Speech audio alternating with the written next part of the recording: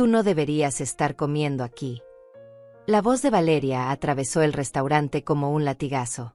Los cubiertos se detuvieron en el aire. Las conversaciones murieron. Hasta la música de fondo pareció bajar su volumen. Todos los ojos se volvieron hacia nuestra mesa, hacia mí, hacia la mujer de 71 años que había osado sentarse en una cena que aparentemente no merecía. Esta mesa es para mis invitados, continuó ella, con esa sonrisa falsa que ya conocía tan bien. No para cualquiera. Yo no me moví. No temblé. No bajé la mirada. Solo sostuve mi vaso de agua, el único objeto que había frente a mí en esa mesa llena de platos exquisitos, y observé cómo mi nuera disfrutaba de su momento de poder. Carlos, mi hijo, mi único hijo, permanecía en silencio a mi lado. Su mirada fija en su plato de carne, como si el diseño de la salsa fuera lo más fascinante del mundo. El mesero que había estado a punto de acercarse a mí se detuvo en seco. Miró a Valeria, luego me miró a mí, y finalmente retrocedió con la bandeja de pan que probablemente iba a ofrecerme. Qué considerado de su parte, pensé con ironía. Al menos él había tenido la intención. Valeria levantó su copa de vino, un tinto caro que brillaba bajo las luces del restaurante, y brindó con la mujer sentada frente a ella. Renata Vallejo, esposa de uno de los socios de negocios de Carlos. Una mujer que me había conocido años atrás, que había cenado en mi casa, que había comido de mi comida casera. Ahora me miraba con una mezcla de lástima y alivio, agradecida de no ser ella la humillada de la noche. Por las nuevas oportunidades, dijo Valeria alzando su copa más alto, y por saber reconocer quién merece estar en nuestras vidas. Todos brindaron. Menos yo, por supuesto. No tenía nada con que brindar excepto mi agua tibia. Escuché el tintineo de las copas, el murmullo aprobatorio de los invitados, y sentí como el peso del silencio de Carlos se hacía más pesado a mi lado. Mi hijo, el hombre que yo había criado sola después de que su padre muriera, no dijo una sola palabra en mi defensa. Pero ellos no lo sabían. No podían saberlo. Mientras Valeria saboreaba su momento de triunfo, mientras Carlos evitaba mi mirada como un cobarde, mientras los invitados fingían no sentirse incómodos por la anciana relegada al extremo de la mesa, yo pensaba en algo completamente diferente. Pensaba en la carpeta marrón que estaba escondida debajo de mi colchón. En las grabaciones de audio guardadas en un teléfono que ellos no sabían que yo tenía. En las conversaciones que había escuchado sin que ellos lo supieran. En los documentos que había fotografiado mientras ellos creían que yo dormía mi siesta de anciana inútil. Pensaba en César Olivares, el abogado que había sido vecino nuestro hacía 20 años, cuando Carlos apenas era un adolescente. El mismo César al que yo había dado de comer durante meses cuando él era un estudiante sin dinero. El mismo que ahora era uno de los abogados más respetados de la ciudad. El mismo que me había dicho por teléfono, apenas 3 días atrás: señora Inés, no se preocupe. Cuando llegue el momento, ellos van a desear nunca haberla subestimado. Así que me quedé sentada en mi silla, tomando sorbos pequeños de mi agua, mientras ellos devoraban sus langostas y sus cortes importados. Los observé reír, brindar, celebrar lo que ellos creían que era su victoria. Valeria pidió un postre de chocolate que costaba $40. Carlos asintió a todo lo que ella decía, como un perro entrenado. Los invitados comentaban sobre sus próximas vacaciones, sobre inversiones, sobre propiedades. Y yo solo pensaba, ellos no saben que yo ya lo tengo todo preparado. Nadie notó cuando alcé mi mano para pedir la cuenta. Nadie prestó atención cuando saqué mi propia cartera, esa vieja cartera de cuero que había sido de mi esposo. Nadie se dio cuenta cuando dejé sobre la mesa suficiente dinero para cubrir mi vaso de agua y una propina generosa para el mesero que había intentado ser amable. Me puse de pie despacio, con la dignidad que 71 años de vida me habían enseñado. Mi silla hizo un pequeño ruido contra el piso. Carlos levantó la vista por primera vez en toda la noche, sorprendido. Valeria dejó de hablar a media frase. Los invitados me miraron con curiosidad. Disculpen, dije con voz clara, firme, sin temblores ni lágrimas. Tengo que retirarme.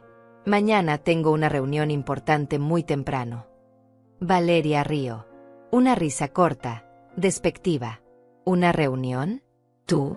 Por favor, Inés, no seas ridícula. Yo sonreí. Una sonrisa pequeña, casi imperceptible, pero que sentí hasta los huesos. Sí, Valeria. Una reunión.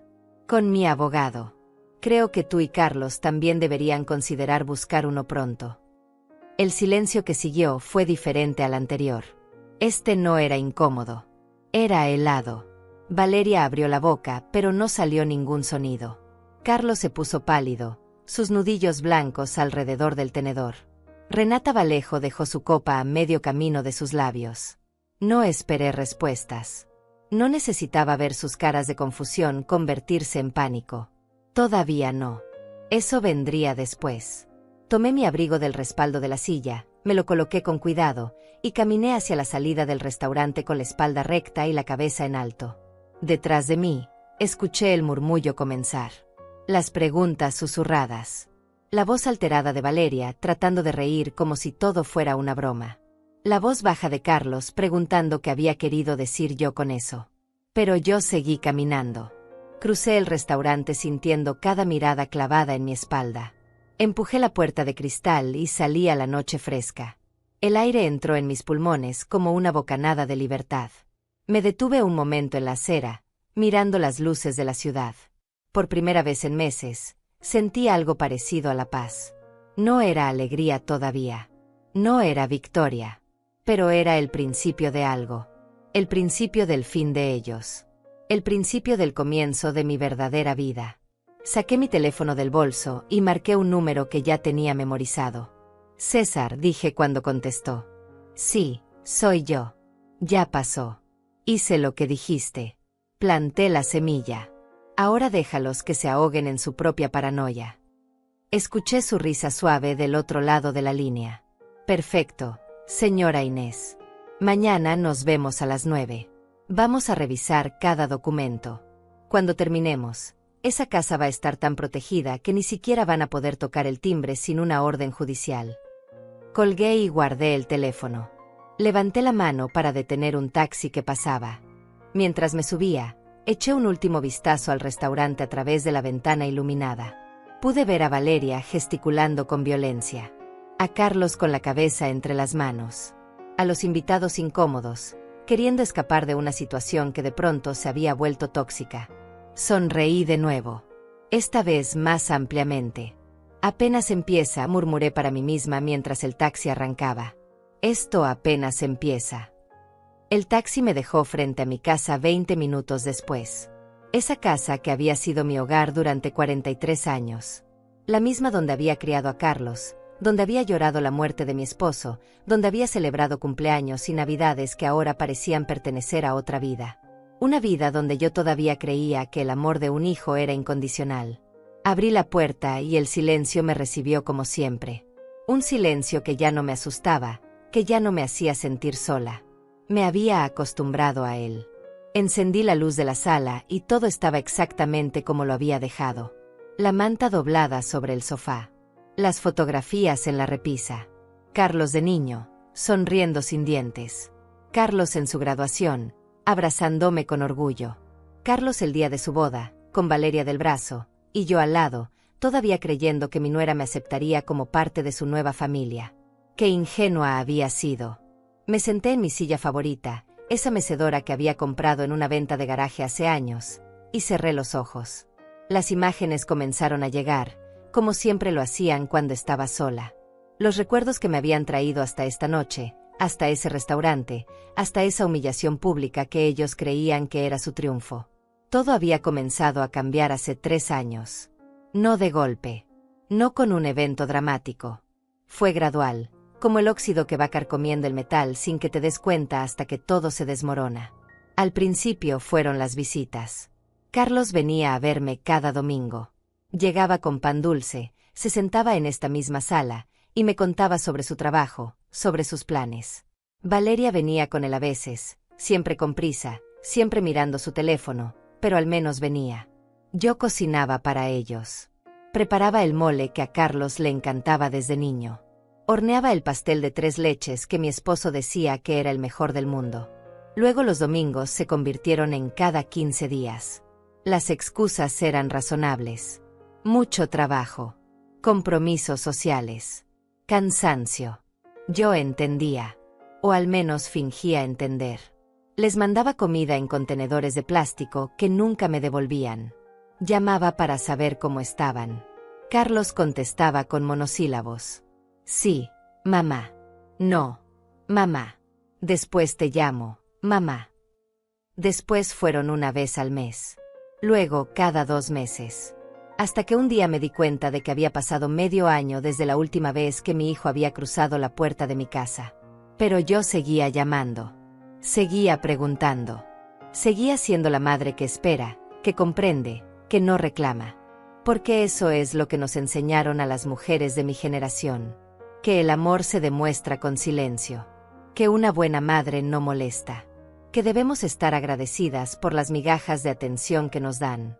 La primera vez que Valeria mostró su verdadero rostro fue en mi cumpleaños número 69. Yo había organizado una pequeña cena en mi casa. Nada elaborado. Solo quería ver a mi hijo, compartir un momento juntos. Preparé su comida favorita, compré un vino que me había costado $50, más de lo que normalmente gastaba, pero era mi cumpleaños y quería que todo fuera especial. Carlos llegó tarde. 1 hora tarde. Y cuando entró, Valeria venía detrás de él con una expresión que dejaba claro que preferiría estar en cualquier otro lugar. No trajeron regalo. Ni siquiera una tarjeta. Carlos murmuró un feliz cumpleaños, mamá mientras revisaba su teléfono, y Valeria se sentó en el borde de la silla como si temiera contagiarse de pobreza. Comieron rápido. Valeria apenas probó la comida. Dijo algo sobre estar cuidando su figura, sobre que la comida casera era muy pesada. Carlos no la contradijo. Yo serví el pastel que había horneado esa mañana, y Valeria lo rechazó. Demasiadas calorías, dijo con una sonrisa que no era una sonrisa. Además, tenemos una cena importante en 1 hora. No podemos quedarnos. Se fueron antes de que yo pudiera apagar las velas. Me quedé sola en mi cocina, mirando el pastel intacto, las sillas vacías, la comida que había preparado con tanto cariño y que apenas habían tocado. Lloré esa noche. Lloré como no había llorado desde que mi esposo murió. Pero todavía no entendía lo que realmente estaba pasando. Todavía creía que era mi culpa. Que tal vez yo era demasiado demandante. Que tal vez mi casa no era lo suficientemente elegante para la nueva vida que Carlos y Valeria estaban construyendo. Entonces vino la Navidad de ese mismo año. Yo había ahorrado durante meses para comprarles regalos. Una camisa cara para Carlos, de esas que él usaba ahora para sus reuniones de negocios. Un perfume francés para Valeria, que había visto en su tocador la última vez que visité su apartamento. Gasté casi $400 en total. Dinero que mi pensión apenas podía cubrir, pero para mí valía la pena. Eran mi familia. Mi única familia. Llegué a su apartamento la tarde del 24 de diciembre. Había tomado 2 autobuses para llegar hasta ese vecindario donde todo costaba el doble. Toqué el timbre con las bolsas de regalo en las manos, emocionada de pasar la Nochebuena con ellos. Valeria abrió la puerta. Llevaba un vestido negro elegante, maquillaje perfecto, tacones altos. Me miró de arriba abajo, y vi cómo su expresión pasaba de la sorpresa al disgusto en menos de 1 segundo. Inés, dijo sin abrir completamente la puerta. No sabíamos que venías. Les llamé la semana pasada, respondí confundida. Carlos me dijo que podía venir a cenar. Ella suspiró. Un suspiro largo, exagerado, como si yo fuera un problema que había aparecido en el peor momento. Tenemos invitados. Gente importante. Socios de Carlos. No podemos tener. No es una cena familiar. Me quedé helada en el pasillo. Detrás de Valeria podía escuchar risas, música suave, el tintineo de copas. Una fiesta. Estaban teniendo una fiesta de Navidad y yo no estaba invitada. Pero es Nochebuena, murmuré, sintiendo como mi voz se quebraba. Lo sé, dijo Valeria con impaciencia. Por eso tenemos invitados. Mira, deja los regalos aquí. Carlos te llamará mañana o pasado. Y cerró la puerta. Así, sin más. Me quedé parada en ese pasillo elegante, con mis bolsas de regalo en las manos, escuchando cómo la fiesta continuaba del otro lado. Escuché la voz de Carlos. Estaba riendo, contando alguna historia. No salió a buscarme. No abrió la puerta para explicar. Simplemente me dejó ahí. Dejé los regalos frente a la puerta y me fui. Pasé la Nochebuena sola en mi casa, comiendo pan dulce y viendo películas viejas en la televisión. El teléfono nunca sonó. Carlos no llamó al día siguiente. Ni al otro. Ni al otro. Fue en ese momento, sentada sola en mi sala el día de Año Nuevo, cuando algo dentro de mí comenzó a romperse. O tal vez no a romperse. Tal vez a despertar. Empecé a hacerme preguntas que antes no me atrevía a hacer. ¿Por qué mi hijo me trataba así? ¿Qué había hecho yo para merecer este desprecio? ¿O era que simplemente nunca le había importado y yo había sido demasiado ciega para verlo? Los meses siguientes fueron más de lo mismo. Llamadas sin respuesta. Mensajes ignorados. Excusas vagas cuando finalmente contestaba. Y luego vino el día que lo cambió todo. El día en que mis ojos se abrieron completamente y vi la verdad que había estado escondida frente a mí todo este tiempo. Fue un martes por la tarde. Yo había ido al banco a cobrar mi pensión. $1,200 al mes. No era mucho, pero con lo que había ahorrado durante años y la casa pagada, podía vivir con dignidad. Al salir del banco, caminando hacia la parada del autobús, los vi. Carlos y Valeria saliendo de una agencia de bienes raíces al otro lado de la calle. Me escondí detrás de un poste, sintiéndome ridícula pero incapaz de evitarlo. Los observé hablar con el agente. Valeria señalaba algo en unos papeles. Carlos asentía. Se veían emocionados. Felices. Más felices de lo que los había visto en años. Curiosa, crucé la calle cuando ellos se fueron. Entré a la agencia fingiendo interés en alguna propiedad. El agente, un hombre joven llamado Darío, me atendió amablemente. Le pregunté qué tipo de propiedades tenían disponibles. Él me mostró varios catálogos. Y entonces, tratando de sonar casual, le pregunté si había visto a la pareja que acababa de salir. Ah, sí, dijo él sonriendo. Están buscando una casa. Algo grande, de al menos $300,000. Dicen que pronto van a tener el enganche porque están por recibir una herencia. Una herencia. Las palabras me atravesaron como cristales. Yo todavía estaba viva. Yo todavía estaba aquí. ¿De qué herencia hablaban? Salí de esa agencia con las piernas temblando. Me senté en una banca del parque cercano, tratando de respirar, tratando de entender. Y entonces todo comenzó a tener sentido. Las visitas que cesaron. El desprecio. La frialdad. No era que ya no me amaran. Era que estaban esperando que yo muriera. Estaban esperando quedarse con mi casa, con mis ahorros, con todo lo que yo había construido durante toda una vida. Esa noche, en mi casa, no lloré. El llanto se había acabado. En su lugar, sentí algo nuevo. Algo frío y claro. Una determinación que no sabía que existía dentro de mí. Si mi hijo y su esposa estaban planeando mi final, yo iba a asegurarme de que el único final que presenciaran fuera el de sus propios planes. Pasé 3 días sin dormir después de esa conversación en la agencia de bienes raíces. 3 días dándole vueltas a las palabras de la gente. Una herencia. $300,000. Estaban contando con mi muerte como si fuera un negocio. Como si yo fuera una inversión que pronto daría frutos. La cuarta noche, Carlos me llamó. Fue extraño porque hacía semanas que no sabía nada de él. Su voz sonaba casual, demasiado casual. Mamá, ¿cómo estás? Bien, hijo, respondí, tratando de mantener mi voz normal. ¿Y tú? Bien, bien. Oye, Valeria y yo estábamos pensando. Hace mucho que no te vemos. ¿Qué te parece si vamos a visitarte este domingo? Mi corazón se aceleró. Algo no estaba bien. Después de meses de ignorarme, de repente querían verme. Claro, hijo. Los espero. Ese domingo llegaron puntuales. Eso también fue raro. Carlos nunca era puntual. Valeria llevaba una bolsa grande, de esas de diseñador que cuestan más que mi pensión de un mes. Entraron sonriendo, siendo amables, preguntando por mi salud con un interés que no había visto en años. Preparé café y les serví el pan que había comprado esa mañana. Nos sentamos en la sala, y durante 20 minutos todo fue normal. Demasiado normal. Hablaron del clima, de sus trabajos, de unos vecinos que yo no conocía. Y entonces Carlos se aclaró la garganta. Mamá, tenemos que hablar de algo importante. Sentí como mi estómago se apretaba. Dime. Es sobre la casa, dijo mirando alrededor. Esta casa es muy grande para ti sola. Y estás envejeciendo. ¿Qué pasa si te caes?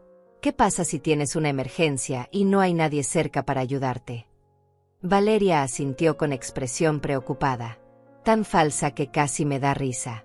Hemos estado investigando, Inés.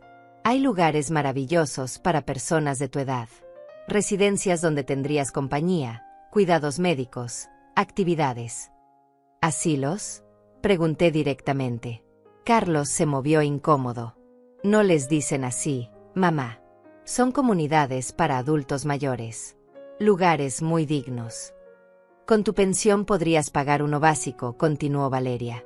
Y si vendes la casa, podrías estar en uno mucho mejor. Uno con jardines, con enfermeras las 24 horas. Ahí estaba. El plan. Querían que yo vendiera mi casa. La casa que mi esposo y yo compramos después de años de ahorrar. La casa donde crié a mi hijo. La casa que era lo único que me quedaba. No quiero vender mi casa, dije con voz tranquila. Mamá, sé razonable. Carlos se inclinó hacia adelante. ¿Qué vas a hacer aquí sola? Esta casa necesita mantenimiento. El techo tiene goteras. Las tuberías son viejas. ¿De dónde vas a sacar dinero para reparaciones? Me las arreglaré. No seas terca, la voz de Valeria perdió un poco de su dulzura falsa. Piensa en lo que es mejor para ti. En una residencia estarías segura, cuidada. Aquí estás aislada, abandonada. La palabra abandonada salió de su boca con tanta facilidad. Como si ella no fuera parte de la razón por la que yo estaba sola.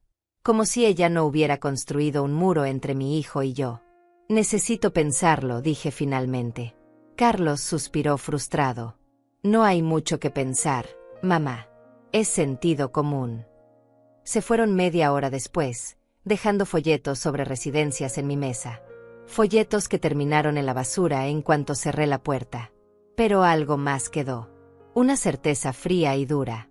No solo estaban esperando mi muerte. Estaban tratando de acelerar mi salida de esta casa. De esta vida que yo había construido. Esa noche no pude dormir. Me quedé despierta en mi cama, mirando el techo, y entonces escuché algo. Un ruido que venía de afuera. Me levanté despacio, con el corazón golpeando mi pecho, y me acerqué a la ventana. Nada. La calle estaba vacía. Pero mientras regresaba a mi cama, noté algo extraño. Mi bolso estaba abierto. Yo siempre lo dejaba cerrado sobre la mesita de la entrada. Siempre. Fui hacia él con las manos temblando. Mi billetera seguía ahí. Mi identificación también. Pero algo faltaba. Las llaves de repuesto de mi casa. Las que guardaba en un compartimento interno del bolso. Habían desaparecido. Me senté en el sofá, procesando lo que esto significaba. Carlos y Valeria habían estado aquí. Ellos sabían dónde guardaba mi bolso. Uno de los dos había tomado esas llaves mientras yo estaba en la cocina preparando el café. Ahora tenían acceso a mi casa cuando quisieran. Al día siguiente contraté a un cerrajero. Le pedí que cambiara todas las cerraduras. Me costó $200 que no tenía planeado gastar, pero no me importó. Cuando terminó, me sentí un poco más segura. Un poco. Pero sabía que esto era solo el principio. 2 semanas después llegó una carta. Era del banco. Una solicitud de préstamo a mi nombre. $50,000 usando mi casa como garantía. Yo no había solicitado ningún préstamo. Llamé al banco inmediatamente. Me dijeron que la solicitud había sido rechazada porque mi firma no coincidía con la que tenían en archivo. Pero alguien lo había intentado. Alguien había tratado de falsificar mi firma para sacar dinero usando mi propiedad. No necesitaba ser detective para saber quién había sido. Guardé esa carta. La puse en una caja de zapatos vieja que escondí en el fondo de mi armario. Era la primera prueba. La primera pieza de evidencia de lo que mi hijo y mi nuera estaban haciendo. Empecé a prestar atención a cosas que antes ignoraba. Empecé a mantener mis documentos importantes en un lugar seguro. Mi escritura de la casa. Mi testamento. Mis estados de cuenta bancarios. Todo lo guardé en esa caja. Y empecé a anotar fechas, horas, conversaciones. Un mes después, Carlos volvió a visitarme. Esta vez vino solo. Traía comida china, de esas que cuestan $20 y que él sabía que me gustaban. Se sentó conmigo, actuó como el hijo que recordaba de años atrás. Me preguntó cómo estaba. Me contó sobre su trabajo. Casi me convenció de que había sido mi imaginación, de que tal vez yo estaba siendo paranoica. Entonces, como quien no quiere la cosa, sacó unos papeles de su maletín. Mamá, necesito que me firmes algo. ¿Qué es? Es un poder notarial. Solo para que yo pueda ayudarte con tus cosas si algún día lo necesitas. Si tienes que ir al hospital, o si necesitas que alguien maneje tus finanzas por un tiempo. Tomé los papeles. Los leí despacio, aunque mis ojos ya no eran lo que eran. Poder notarial amplio. Eso significaba que él podría hacer lo que quisiera con mi dinero, con mi casa, conmigo. Podría vender mi propiedad. Podría internarme en cualquier lugar. Podría vaciar mi cuenta bancaria. No voy a firmar esto, Carlos. Su expresión cambió. La máscara se cayó por un segundo, y vi algo en sus ojos que nunca había visto antes. Rabia. Frustración. Mamá, es por tu bien. ¿Qué pasa si te enfermas? ¿Qué pasa si quedas incapacitada? Si eso pasa, ya veremos. Pero ahora no voy a firmar nada. Se puso de pie bruscamente. Los papeles cayeron al suelo. Eres imposible. ¿Sabes eso? Imposible. Terca. Estamos tratando de ayudarte y tú nos pones obstáculos en cada paso. ¿Ayudarme? Lo miré fijamente. ¿Cómo me ayudaron cuando pasé la Navidad sola? ¿Cómo me ayudaron cuando cerré la puerta en mi cara en Nochebuena? Eso fue diferente. Teníamos compromisos. Siempre tienen compromisos. Excepto cuando quieren algo de mí. Carlos recogió sus papeles con movimientos bruscos. ¿Sabes qué, mamá? Haz lo que quieras. Quédate aquí sola en esta casa vieja. Espera a que te pase algo y no haya nadie que te ayude. Pero no vengas llorando después. Se fue dando un portazo. Me quedé sentada en mi sala, temblando, pero no de miedo. De algo diferente. De determinación. Porque ahora lo sabía con certeza. Mi hijo no estaba preocupado por mi bienestar. Estaba preocupado por mi dinero. Esa noche hice algo que nunca había hecho. Busqué en Google cómo contratar a un investigador privado. No tenía idea de cuánto costaba. No sabía si mi pensión alcanzaría. Pero necesitaba saber exactamente qué estaban planeando. Necesitaba pruebas concretas. Porque si ellos iban a jugar sucio, yo tenía que estar preparada. Encontré varios anuncios. Elegí uno que parecía profesional, pero no demasiado caro. Una mujer llamada Elisa Lozano. Su página decía que se especializaba en casos de fraude familiar y abuso de ancianos. Perfecto. La llamé al día siguiente. Me temblaba la voz cuando expliqué mi situación. Ella escuchó en silencio, y cuando terminé, dijo algo que nunca olvidaré. Señora Pacheco, usted hizo bien en llamar. Lo que me describe es más común de lo que piensa. Y si sus sospechas son correctas, necesitamos actuar rápido antes de que ellos hagan algo irreversible. Acordamos reunirnos en una cafetería al día siguiente. Le llevé todos los documentos que había guardado. La carta del banco. Las fechas anotadas. Los folletos de las residencias. Todo. Elisa revisó cada papel con atención profesional. Cuando terminó, levantó la vista y me miró con una mezcla de compasión y determinación. Señora Pacheco, voy a ser honesta con usted. Lo que tenemos aquí son indicios claros de intento de fraude y posible abuso financiero. Necesito que me autorice a investigar a su hijo y a su nuera. Voy a necesitar seguirlos, documentar sus movimientos, ver con quién se reúnen. Va a costar $1,000 por adelantado, y luego 500 semanales. $1,000. Casi toda mi pensión de un mes.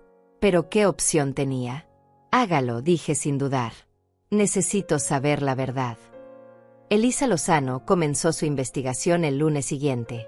Yo seguí con mi vida normal, o al menos eso intentaba. Me levantaba temprano, preparaba mi café, regaba las plantas del patio, Miraba las noticias.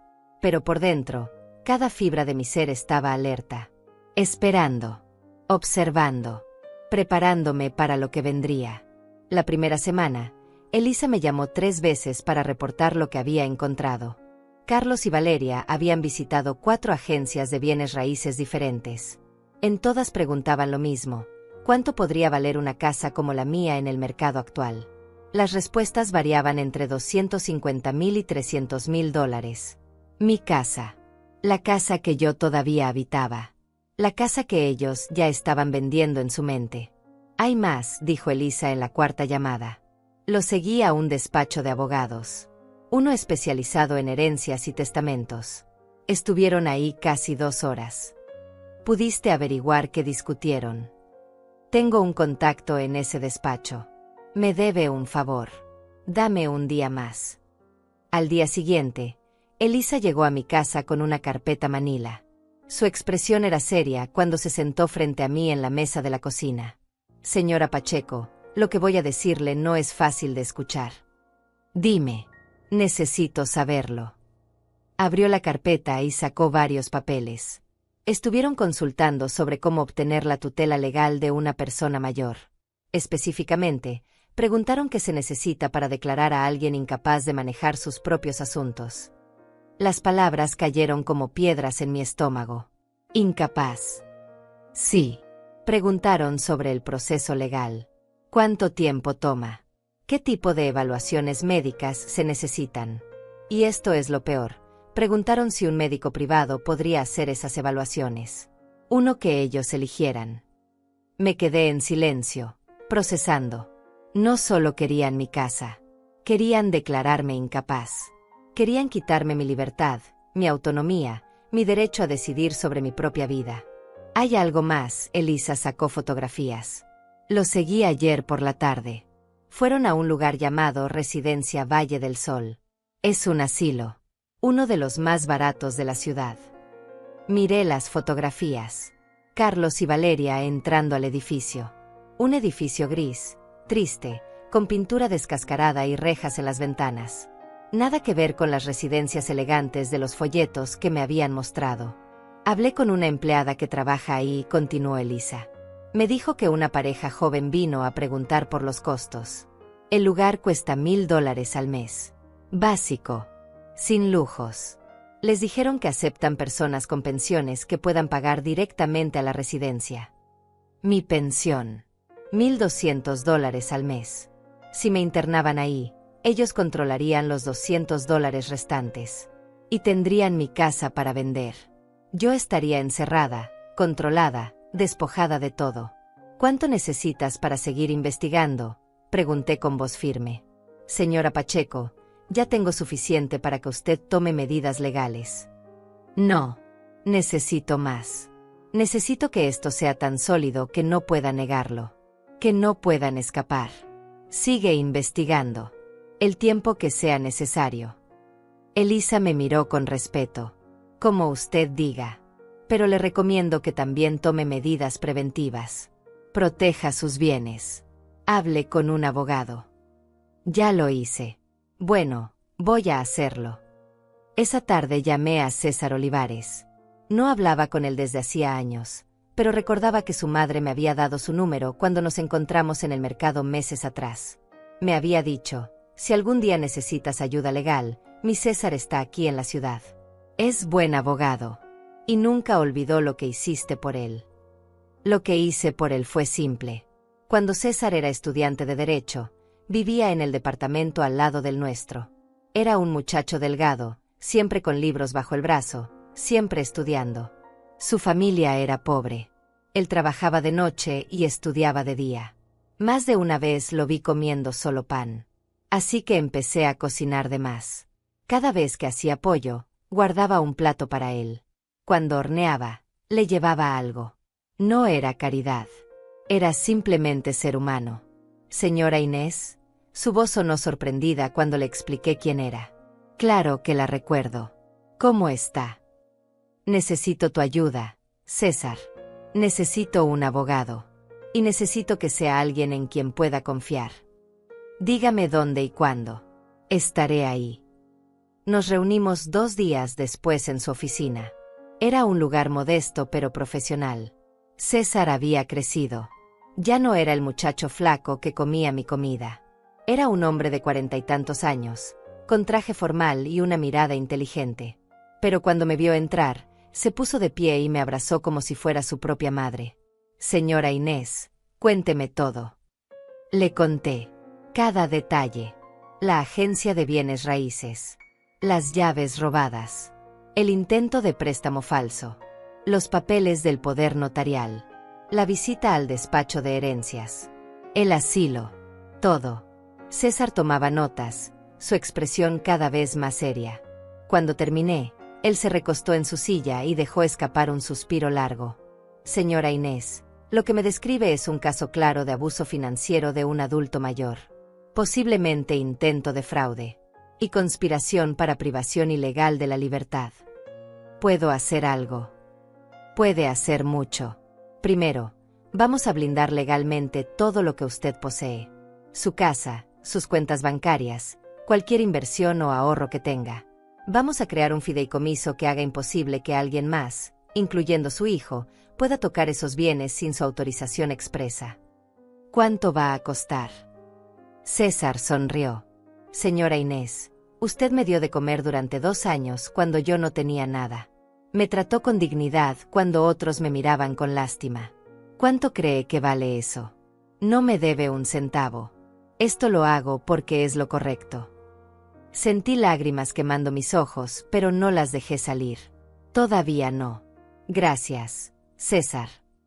Hay algo más que podemos hacer, continuó. Podemos preparar una trampa legal. Hacer que ellos mismos se incriminen. Pero para eso, usted va a tener que ser muy valiente. Va a tener que enfrentarlos. Va a tener que grabar conversaciones, conseguir que admitan sus planes. ¿Está dispuesta a hacer eso? Sí, lo que sea necesario. Durante las siguientes 2 semanas, mi vida se convirtió en una actuación. César me enseñó a usar una grabadora pequeña que cabía en el bolsillo de mi chaqueta. Me enseñó qué preguntas hacer, cómo guiar una conversación para que la otra persona revelara información sin darse cuenta. Practiqué frente al espejo.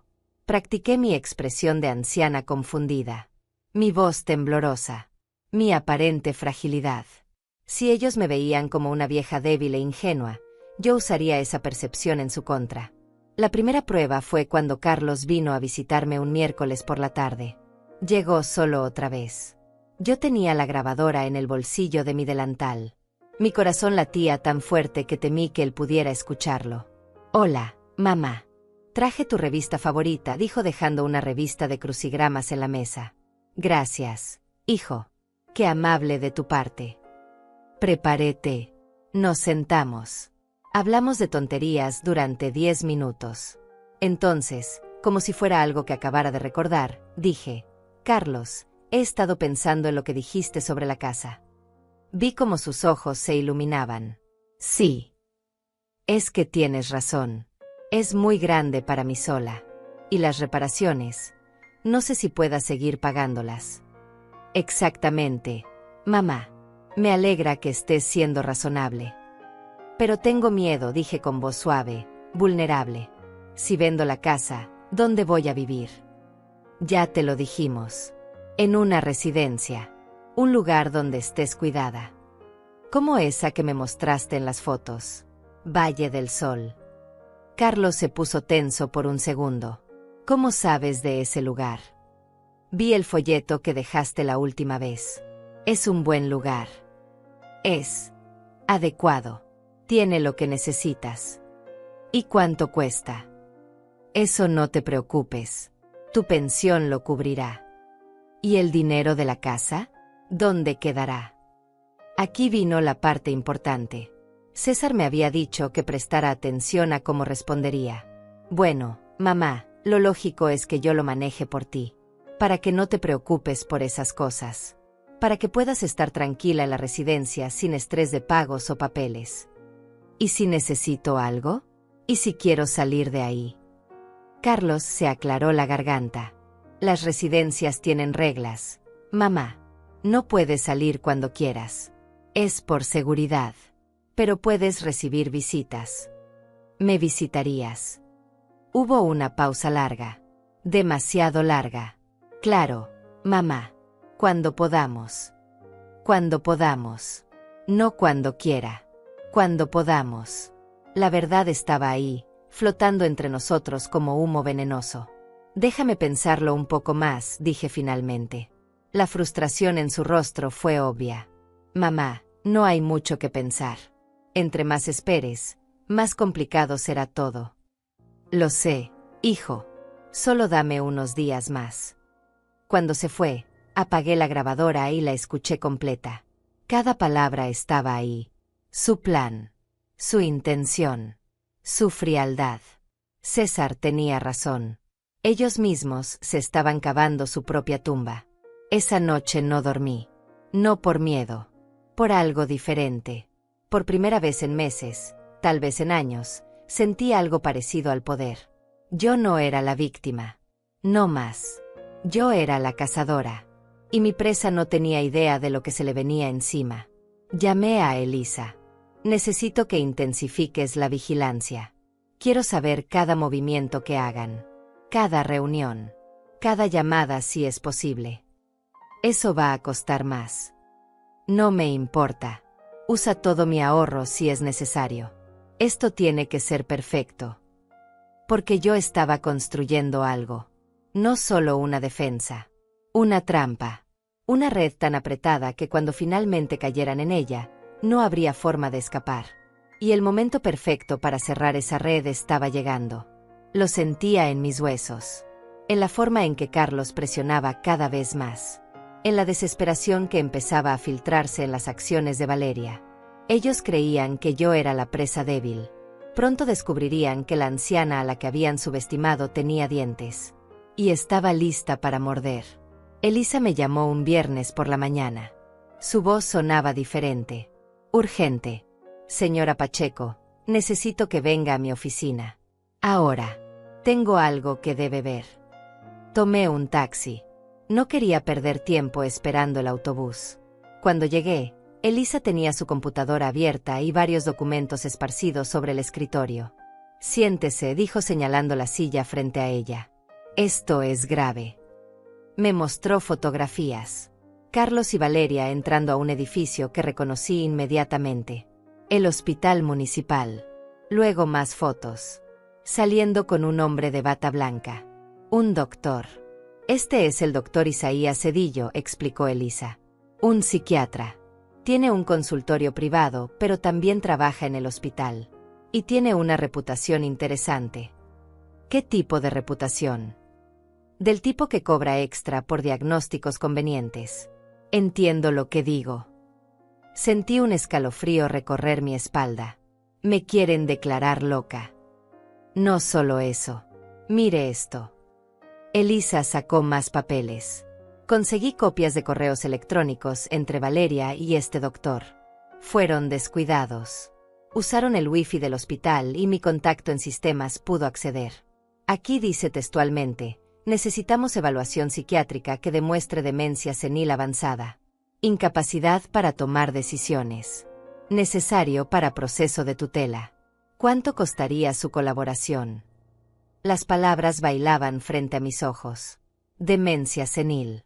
Incapacidad. Tutela. Todo estaba ahí. Negro sobre blanco. El plan completo. Y él aceptó. Todavía está negociando el precio. Pero sí, básicamente aceptó. Quiere $5,000 por adelantado y la evaluación programada para dentro de 2 semanas. 2 semanas. El tiempo se estaba acabando. Si ese doctor me evaluaba y firmaba un papel diciendo que yo estaba demente, Carlos podría usar eso para quitarme todo. Mi casa. Mi libertad.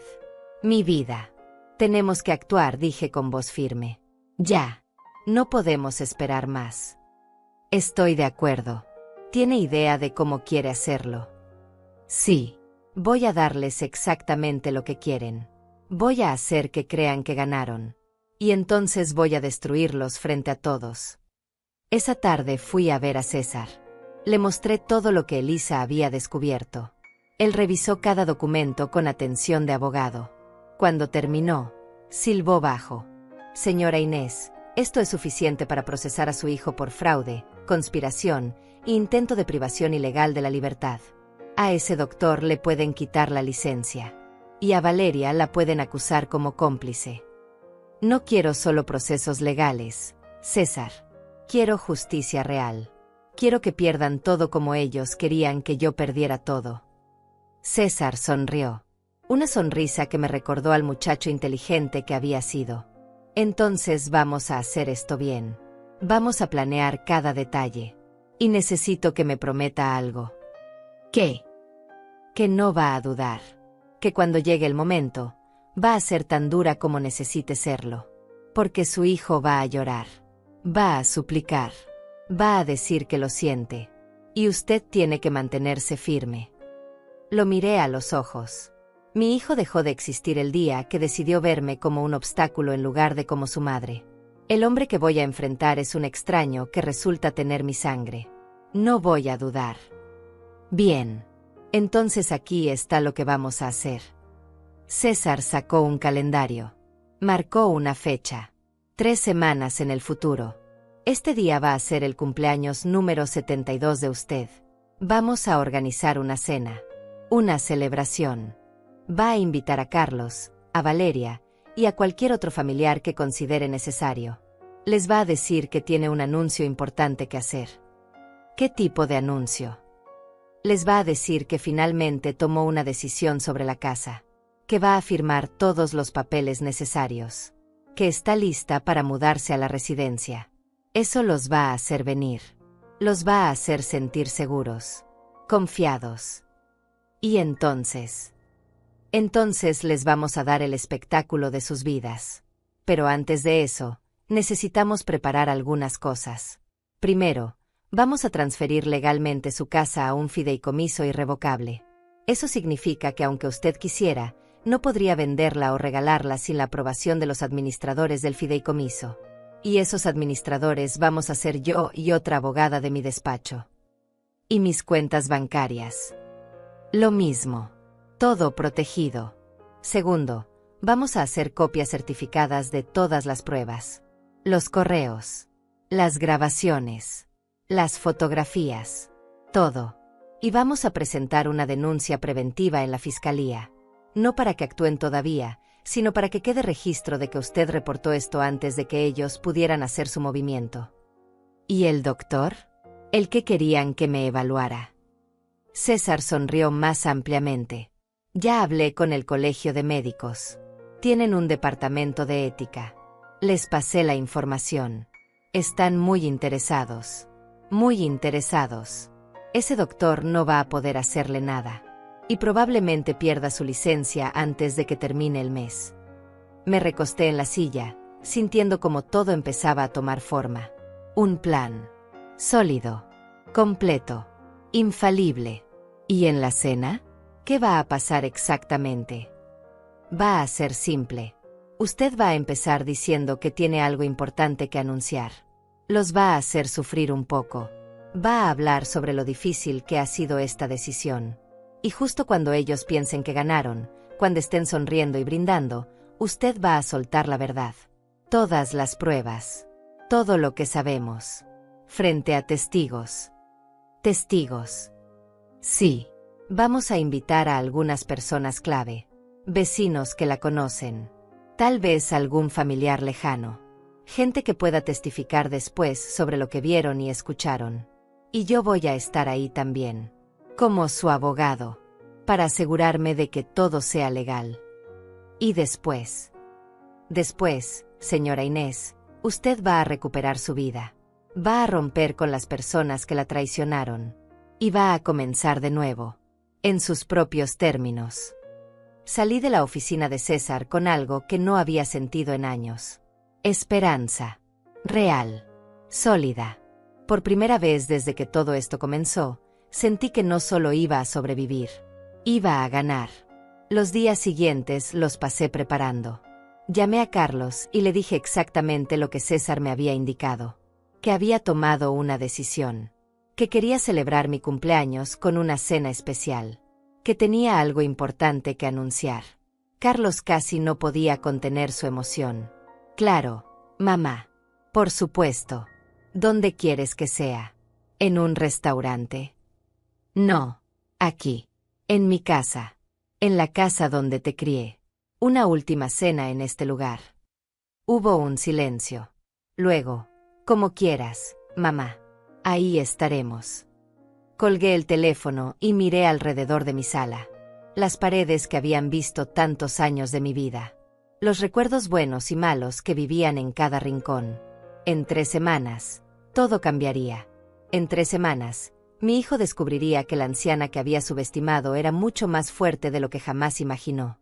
Las 3 semanas pasaron como un suspiro y como una eternidad al mismo tiempo. Cada día me levantaba con un propósito claro. Ensayaba mis palabras frente al espejo. Practicaba mi expresión. Mi tono de voz. César tenía razón. Esto tenía que ser perfecto. La mañana de mi cumpleaños amaneció clara y fría. Me levanté temprano y comencé a limpiar la casa. Cada rincón. Cada superficie. Quería que todo estuviera impecable. No por ellos. Por mí. Esta casa era mi testimonio. Mi fortaleza. Y esa noche sería el escenario de mi victoria. A las 2 de la tarde llegó César con 2 personas más. Una mujer de unos 50 años con expresión seria y un maletín de cuero. Esta es Amara Vallejo, mi socia.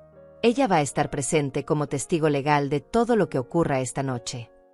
La otra persona era un hombre joven con una cámara discreta. Este es Luis.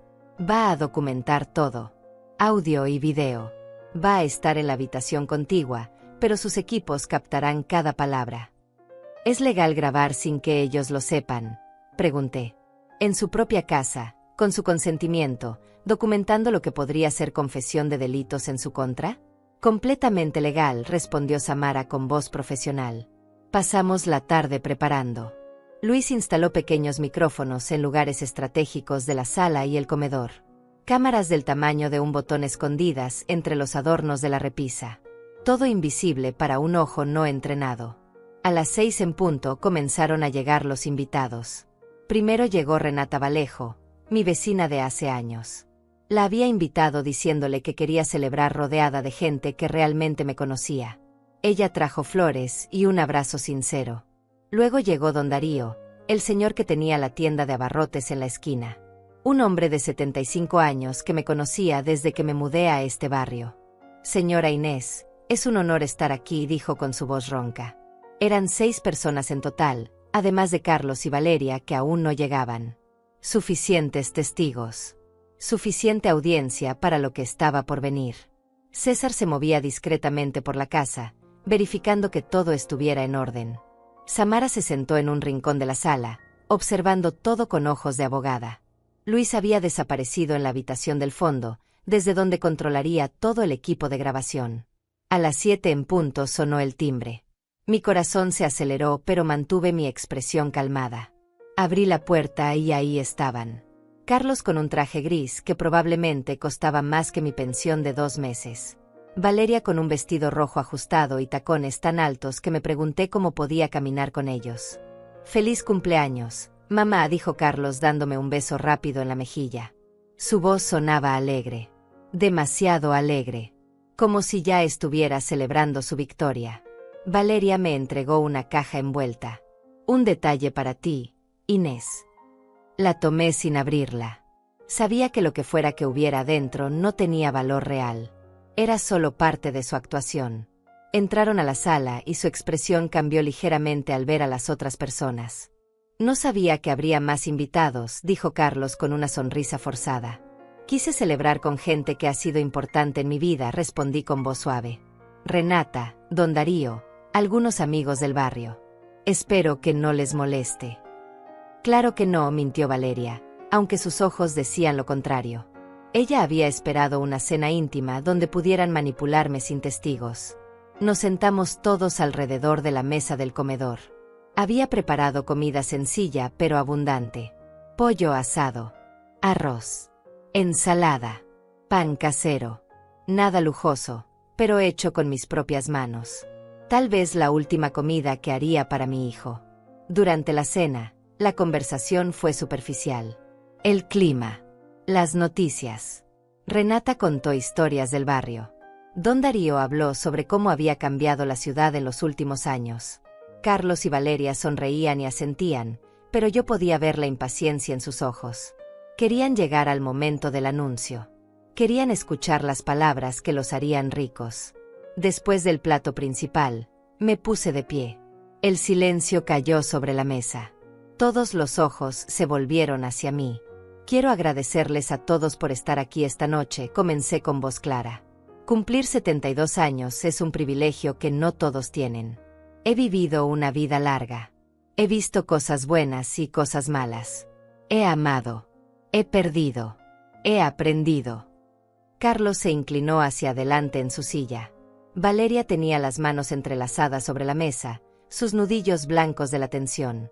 Como algunos de ustedes saben, he estado pensando mucho sobre mi futuro, sobre esta casa, sobre lo que viene para mí en los años que me quedan. Vi cómo Valeria le daba un codazo discreto a Carlos. Él asintió casi imperceptiblemente. Y después de mucha reflexión, he tomado una decisión importante. El silencio era tan denso que podía escuchar mi propio corazón latiendo. Carlos y Valeria estaban al borde de sus asientos. Renata me miraba con preocupación. Don Darío tenía el ceño fruncido. He decidido, continué, dejando que cada palabra cayera como una gota de agua en un estanque silencioso, que esta casa se queda conmigo, que mis ahorros se quedan conmigo, que mi vida se queda conmigo. La confusión apareció en el rostro de Carlos. ¿Qué? Pero mamá, dijiste que tenías un anuncio importante. Dijiste que habías tomado una decisión. Y así fue. La decisión de no dejarme manipular nunca más. Valeria rió nerviosa. No entiendo de qué hablas. Inés. Nadie te está manipulando. No. Saqué de mi bolsillo una grabadora pequeña y la puse sobre la mesa. Entonces tal vez puedan explicarme esto. Presioné play. La voz de Carlos llenó el comedor. Lo lógico es que yo lo maneje por ti, para que no te preocupes por esas cosas, para que puedas estar tranquila en la residencia sin estrés de pagos o papeles. Luego mi voz. ¿Y si necesito algo? ¿Y si quiero salir de ahí? Y otra vez Carlos. Las residencias tienen reglas. Mamá, no puedes salir cuando quieras. El color desapareció del rostro de mi hijo. Valeria abrió la boca, pero no salió ningún sonido. Eso no es todo, dije con voz más fuerte ahora. César se puso de pie y se acercó a mi lado. Samara abrió su maletín y comenzó a sacar documentos. Señora y señores presentes, dijo César con voz profesional. Mi nombre es César Olivares y soy el abogado de la señora Inés Pacheco. Lo que están a punto de presenciar es la exposición de un intento de fraude y abuso financiero contra una adulta mayor. Todo lo que se diga aquí está siendo grabado con el consentimiento de la dueña de esta propiedad y será usado como evidencia legal. Carlos se puso de pie bruscamente. Esto es absurdo. Mamá, ¿qué es esto? ¿Qué está pasando?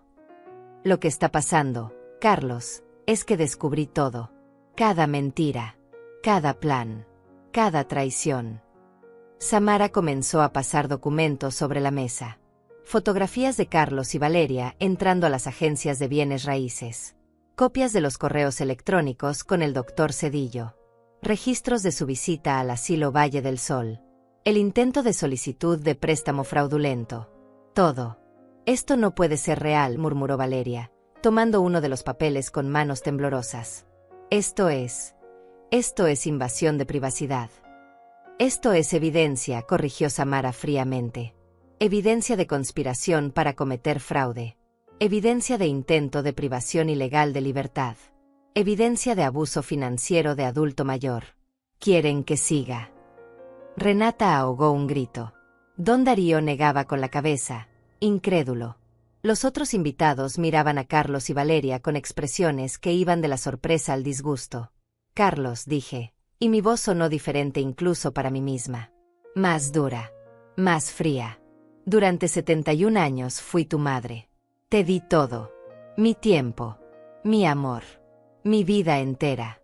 Y tú decidiste que yo era solo un obstáculo entre tú y un poco de dinero. Mamá, No es así. No es lo que parece. ¿No? Entonces dime, hijo. Dime que no planeabas declararme demente. Dime que no hablaste con un doctor corrupto para que firmara papeles falsos. Dime que no estabas buscando un asilo barato donde encerrarme mientras vendías mi casa. Él abrió la boca. La cerró. Abrió otra vez. Pero no salieron palabras. Solo silencio. El silencio de un hombre atrapado en su propia mentira. Valeria se puso de pie. Vámonos, Carlos. No tenemos que escuchar esto. Siéntate. La voz de César fue como un látigo. Todavía no hemos terminado. Valeria se quedó de pie, temblando de rabia. Carlos seguía sentado, pálido como la muerte, mirando los documentos esparcidos sobre la mesa como si fueran serpientes venenosas. Siéntate, Valeria, repetí yo esta vez. Mi voz no admitía discusión. Esto apenas comienza. Ella se dejó caer en la silla con un ruido seco. Sus ojos oscuros me lanzaban dagas invisibles, pero ya no me importaba. El tiempo de tener miedo había terminado. César asintió hacia la habitación del fondo. Luis salió con una laptop y un pequeño proyector. En segundos, la pared blanca de mi comedor se convirtió en una pantalla. Lo que van a ver ahora, explicó César, es material recopilado durante las últimas 6 semanas por una investigadora privada contratada por la señora Pacheco. La primera imagen apareció. Carlos y Valeria entrando a la agencia de bienes raíces en la calle Morelos. La fecha y hora aparecían en la esquina inferior. Luis había editado el video para mostrar solo lo esencial. Aquí podemos verlos consultando sobre el valor de mercado de esta propiedad, narró César como si estuviera en una sala de juicios. Una propiedad que no les pertenece. Una propiedad habitada por una persona que aún está viva y en pleno uso de sus facultades. El video cambió. Ahora era el despacho del abogado especializado en herencias. La cámara los había captado entrando y saliendo. La timestamp mostraba que habían estado dentro 2 horas y cuarto. En esta visita, continuó César, consultaron sobre los procedimientos para obtener tutela legal de un adulto mayor. Específicamente preguntaron qué se necesitaba para declarar a alguien incapaz de manejar sus propios asuntos. Eso no es delito, intervino Valeria con voz chillona. Solo estábamos informándonos, preparándonos para el futuro. El futuro. Samara levantó otro documento. ¿Te refieres al futuro en el que la señora Pacheco estaría declarada demente por un psiquiatra corrupto? Ese futuro. El siguiente video los mostró en el hospital, reuniéndose con el doctor Cedillo. La cámara los había capturado en el estacionamiento después, cuando pensaban que nadie los veía. Carlos le pasaba un sobre a Valeria. Ella contaba dinero. Billetes verdes. Dólares. Ese sobre contenía $2,000, dijo César. Un adelanto para el doctor Cedillo. El pago completo sería de $5,000 una vez que firmara la evaluación psiquiátrica falsa. Mentira, gritó Carlos poniéndose de pie otra vez. Esto es un montaje. Esas imágenes pueden ser de cualquier cosa. Luis presionó otra tecla. Ahora la pantalla mostró texto. Correos electrónicos. Con fecha. Con remitente y destinatario claramente visibles. El email de Valeria. El email del doctor. Necesitamos evaluación psiquiátrica que demuestre demencia senil avanzada, leyó César en voz alta. Incapacidad para tomar decisiones. Necesario para proceso de tutela. ¿Cuánto costaría su colaboración? Renata ahogó otro grito. Don Darío se puso de pie y caminó hacia Carlos. Lo miró directamente a los ojos. Muchacho, conocí a tu padre. Era un buen hombre. Un hombre de honor. Se estaría muriendo de vergüenza si pudiera ver esto. Carlos bajó la mirada. No pudo sostener los ojos del anciano. Hay más, dije yo, tomando el control de la situación otra vez. Muéstrales el asilo. El video cambió. Carlos y Valeria entrando al edificio gris de Valle del Sol. La fachada descascarada. Las rejas en las ventanas. El letrero desteñido. No era la residencia elegante de los folletos que me habían mostrado. Era un depósito de ancianos olvidados. Este lugar cuesta $1,000 al mes, expliqué mirando directamente a mi hijo. Justo lo que cubre mi pensión. $1,200. menos 1000 para el asilo, 200 para ustedes. Y mi casa valuada entre 250 y 300.000 dólares. Un buen negocio, ¿verdad, Carlos? Mamá, yo nunca. Su voz se quebró. ¿Nunca qué? ¿Nunca planeaste encerrarme en ese lugar? ¿Nunca soñaste con vender mi casa? ¿Nunca calculaste cuánto dinero obtendrías de mi muerte en vida? Las lágrimas comenzaron a rodar por las mejillas de Carlos. Pero yo ya no sentía compasión. Había gastado todas mis lágrimas en las noches solitarias. En las navidades sin él. En los cumpleaños olvidados. Samara, por favor, muéstrales el último documento, pedí. Samara sacó un papel oficial. Tenía el sello del banco. Este es el reporte de un intento de solicitud de préstamo fraudulento. 50.000 dólares usando esta propiedad como garantía. La firma no coincidió con la del archivo, por eso fue rechazado. Pero alguien lo intentó. ¿Alguno de ustedes quiere explicar quién fue? El silencio fue absoluto. Solo se escuchaba la respiración agitada de Valeria y el llanto ahogado de Carlos. Yo tengo una teoría, continué. Creo que Carlos tomó mis llaves una de las veces que vino. Hizo copias. Creo que entraron a mi casa cuando yo no estaba. Buscaron documentos. Fotografiaron mi escritura. Intentaron falsificar mi firma. Y cuando eso falló, pasaron al plan B, declararme loca. Señora Pacheco, César tomó la palabra otra vez. Desea presentar cargos formales contra estas personas por los delitos de intento de fraude, conspiración, falsificación de documentos y planeación de privación ilegal de libertad. Todos los ojos estaban sobre mí. Carlos me miraba con una mezcla de terror y súplica. Valeria había perdido toda su arrogancia. Parecía un animal acorralado. Todavía no, respondí. Primero quiero que entiendan algo. Me acerqué a Carlos. Quedé frente a él. Tan cerca que podía ver las lágrimas en sus pestañas.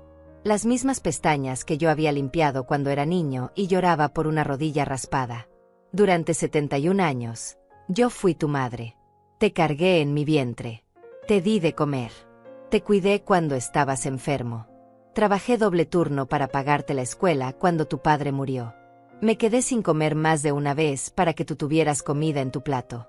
¿Recuerdas eso, Carlos? Él asintió sin poder hablar.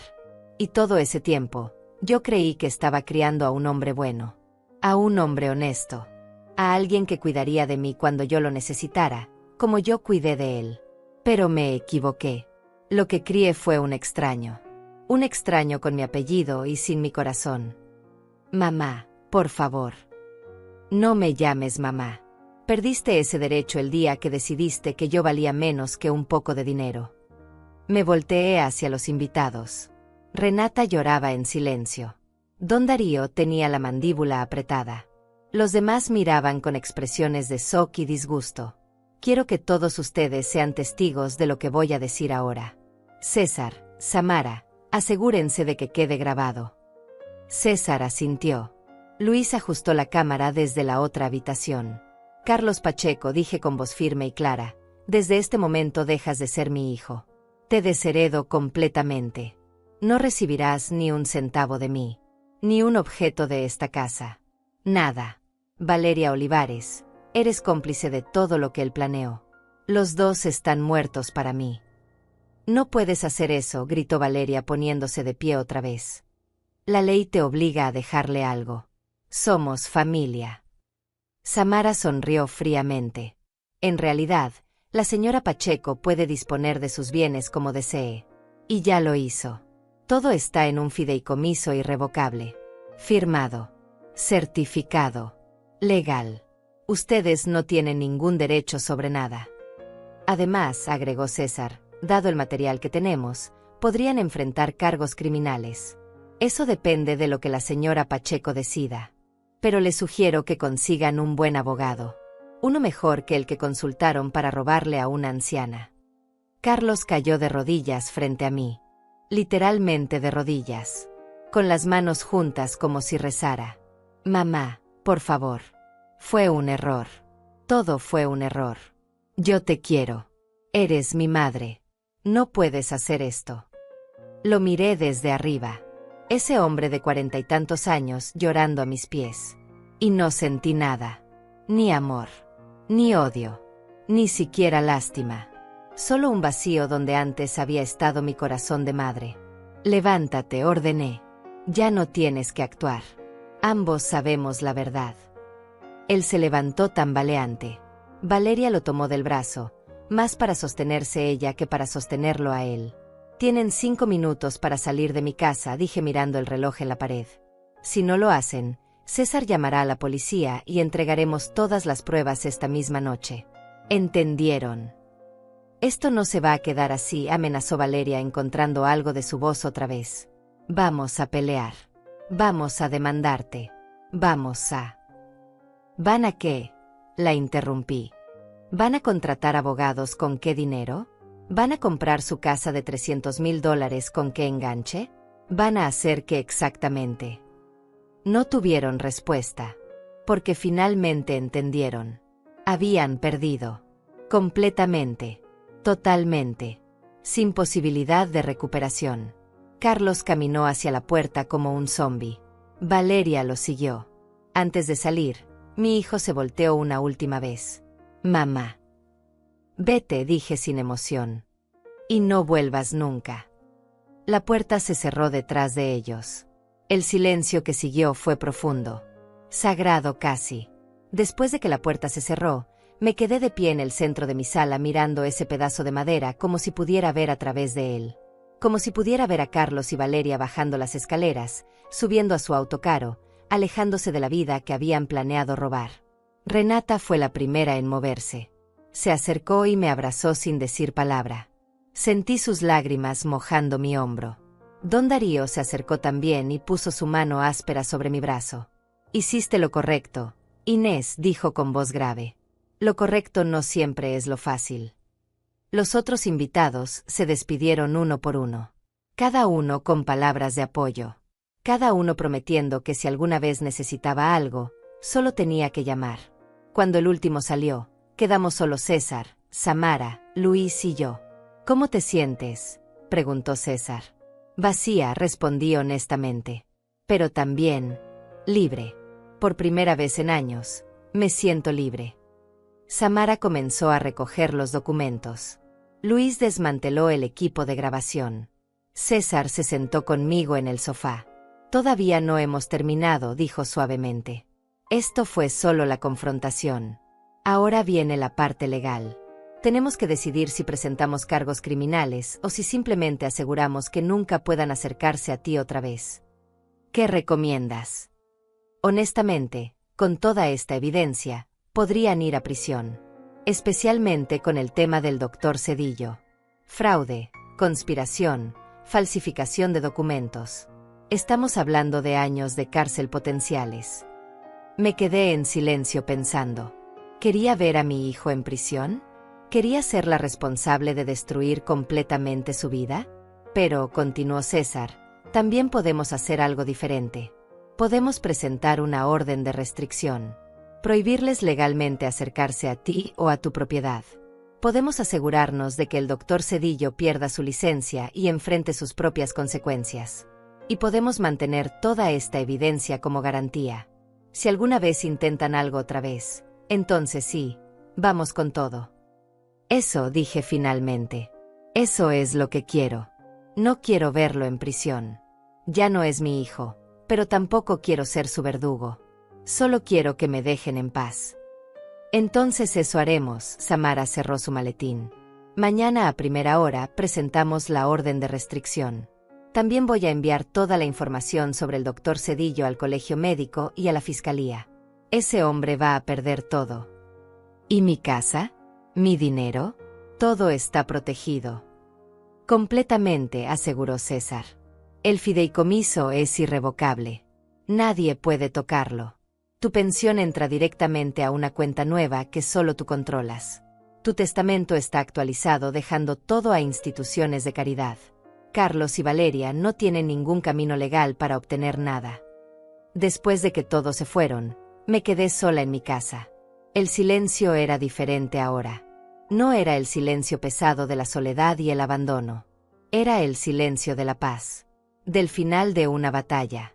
Caminé por cada habitación apagando luces. En la cocina, recogí los platos de la cena. La comida que había preparado para lo que pensé que sería mi última cena con mi hijo. Guardé las sobras en el refrigerador. Mañana las llevaría a don Darío. Él sabría apreciarlas. Esa noche dormí profundamente por primera vez en meses. Sin pesadillas. Sin despertarme cada hora preguntándome qué estarían planeando. Sin ese peso constante en el pecho. Los días siguientes fueron un torbellino de actividad legal. César y Samara presentaron todos los documentos necesarios. La orden de restricción fue aprobada en 48 horas. Carlos y Valeria tenían prohibido acercarse a menos de 100 metros de mí o de mi propiedad. Si lo hacían, irían directamente a prisión.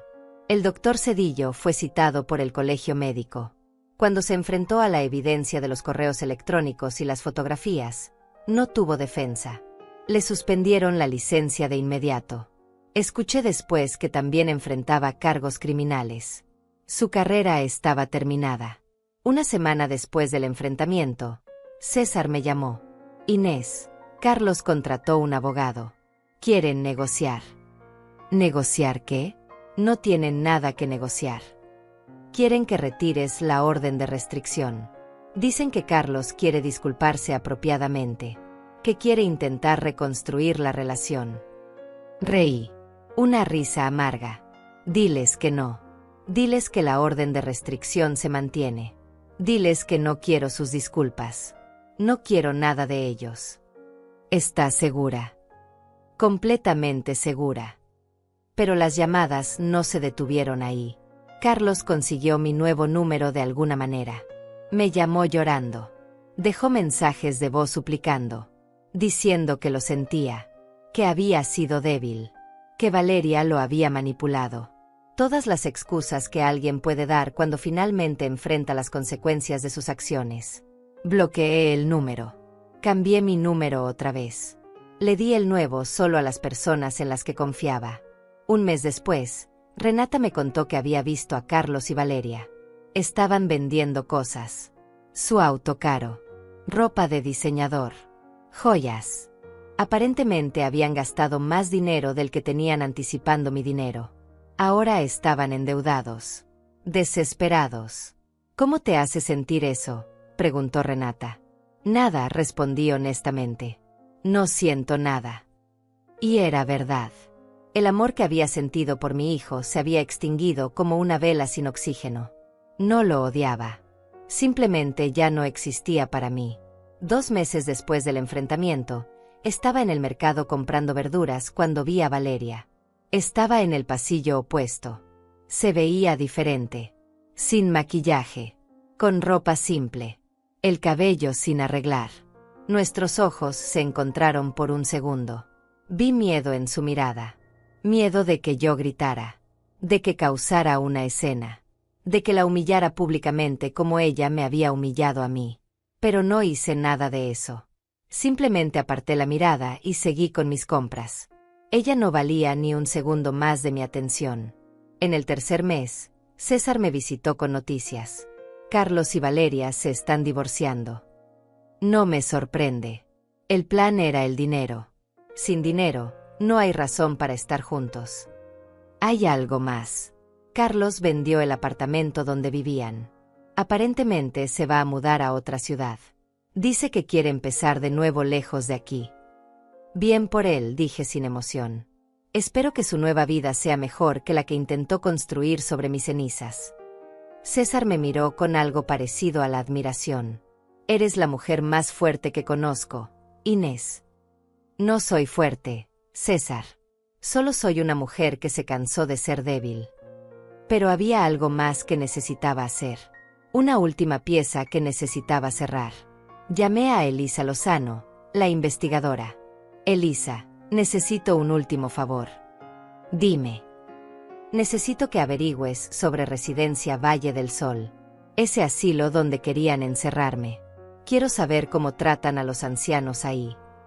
Una semana después, Elisa llegó con un reporte que me heló la sangre. Valle del Sol tenía múltiples quejas por maltrato. Ancianos desnutridos. Falta de atención médica. Condiciones insalubres. El lugar estaba bajo investigación, pero seguía funcionando por tecnicismos legales. ¿Cuántos ancianos hay ahí?, pregunté. 22 actualmente. ¿Y cuánto costaría moverlos a un lugar mejor? Elisa me miró confundida. ¿Qué? Tengo ahorros. $60,000 que guardé durante toda mi vida. Pensaba dejárselos a Carlos. Pero ahora ese dinero no tiene destino. ¿Cuánto costaría pagar por el traslado de esos ancianos a una residencia digna? Al menos por 6 meses mientras encuentran algo mejor. Elisa hizo cálculos. Probablemente unos $50,000. Tal vez un poco más. Hazlo. Usa mi dinero. Sácalos de ahí. Que al menos algo bueno salga de todo esto. Y así fue como 22 ancianos que iban a ser mis compañeros de encierro terminaron siendo rescatados. Como el dinero que Carlos codiciaba terminó salvando vidas en lugar de destruir la mía. Cuando todo estuvo hecho, cuando los ancianos fueron trasladados y la investigación sobre Valle del Sol se intensificó hasta que finalmente cerraron el lugar, me senté en mi patio una tarde soleada con una taza de té. Miré mi casa, mi jardín, mi vida. Todo seguía siendo mío. No porque hubiera peleado con violencia, no porque hubiera gritado o amenazado, sino porque había usado la única arma que realmente importa, la verdad. La verdad fría, dura, documentada, innegable. La verdad que no necesita gritos porque habla por sí misma. Han pasado 6 meses desde aquella noche. 6 meses desde que cerré la puerta detrás de Carlos y Valeria por última vez. 6 meses desde que recuperé mi vida. Esta mañana me desperté temprano, como siempre. Pero ahora es diferente. No me despierto con ese peso en el pecho. No me pregunto qué estarán planeando. No espero llamadas que nunca llegan o visitas que solo traen dolor. Me despierto en paz. Preparé mi café y salí al patio. Las flores que planté el mes pasado están comenzando a florecer. Rosas amarillas. Siempre me gustaron las rosas amarillas. Pero Carlos decía que eran ordinarias, que las rosas debían ser rojas o blancas. Ahora tengo todo un jardín de rosas amarillas y nadie me dice que son ordinarias. El timbre sonó mientras regaba las plantas. Era Renata con una canasta de pan dulce recién horneado. Pensé que podríamos desayunar juntas, dijo sonriendo. Me encantaría. Nos sentamos en la cocina, la misma donde había servido tantas comidas a un hijo que nunca las apreció. Pero ahora esa cocina tiene nuevos recuerdos. Desayunos con Renata. Almuerzos con don Darío. Cenas con las señoras del grupo de tejido al que me uní el mes pasado. ¿Supiste?, preguntó Renata untando mantequilla en su pan. Carlos se fue de la ciudad.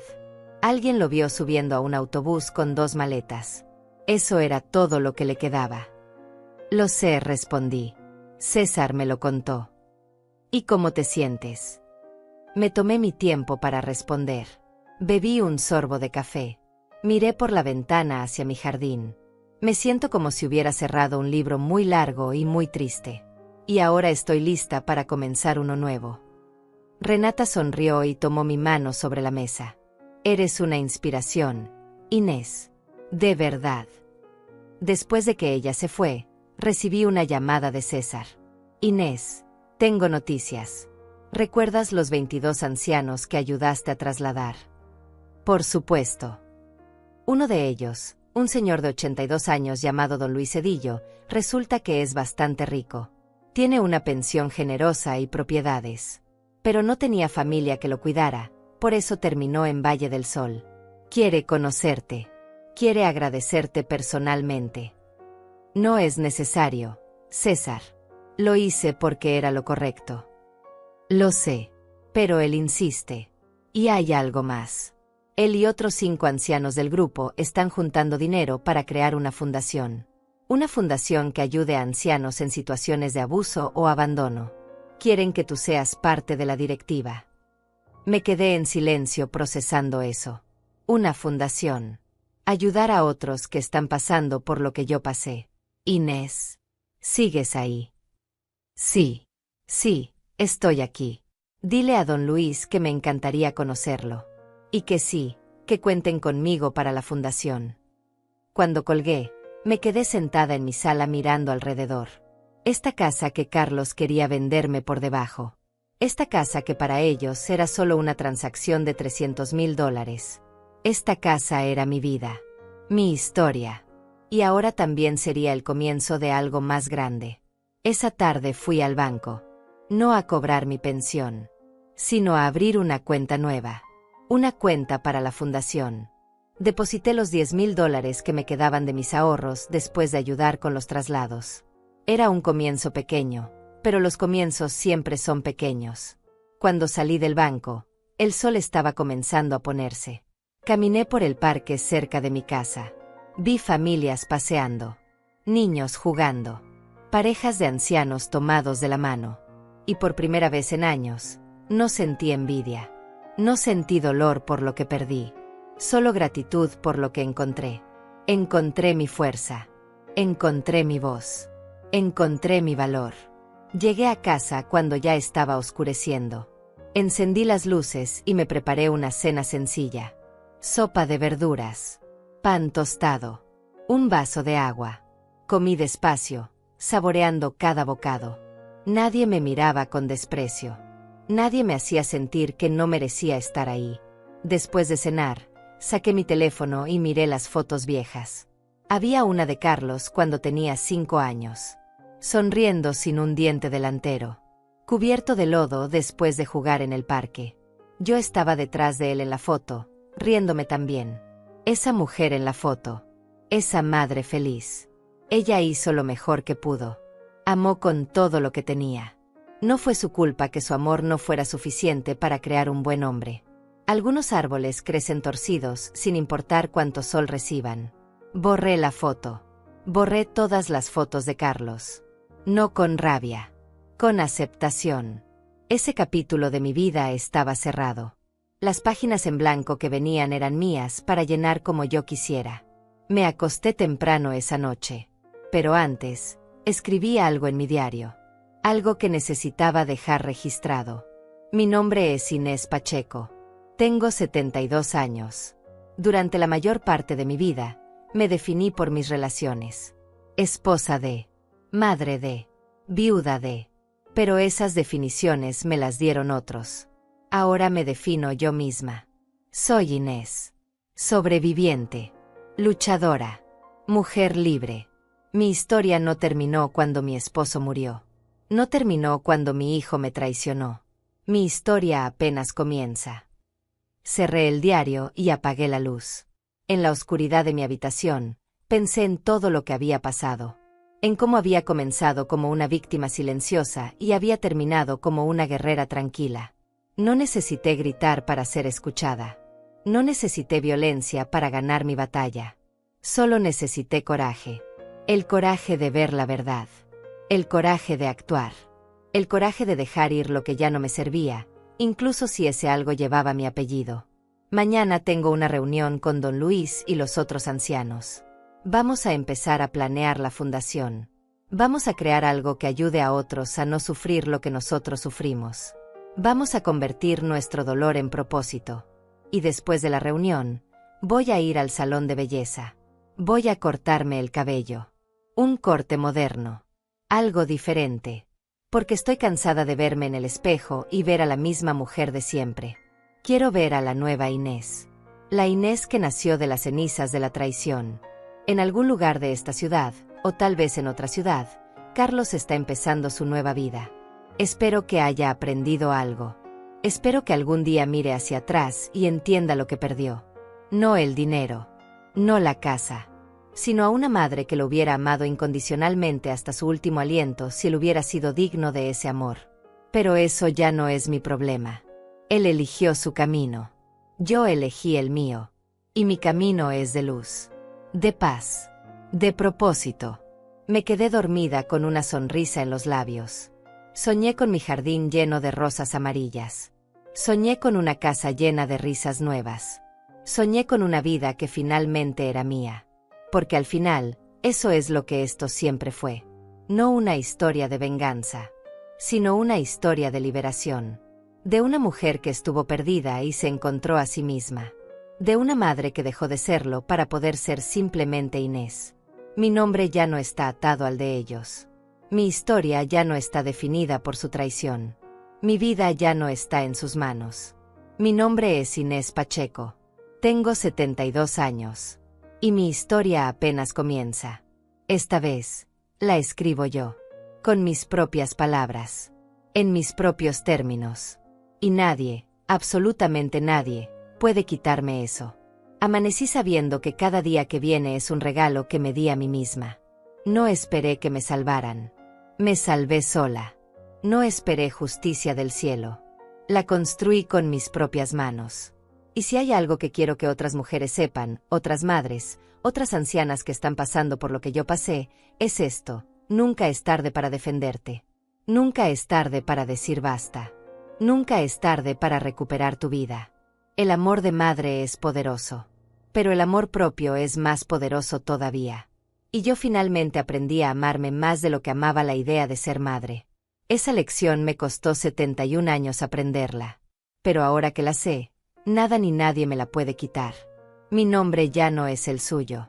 Mi historia apenas empieza.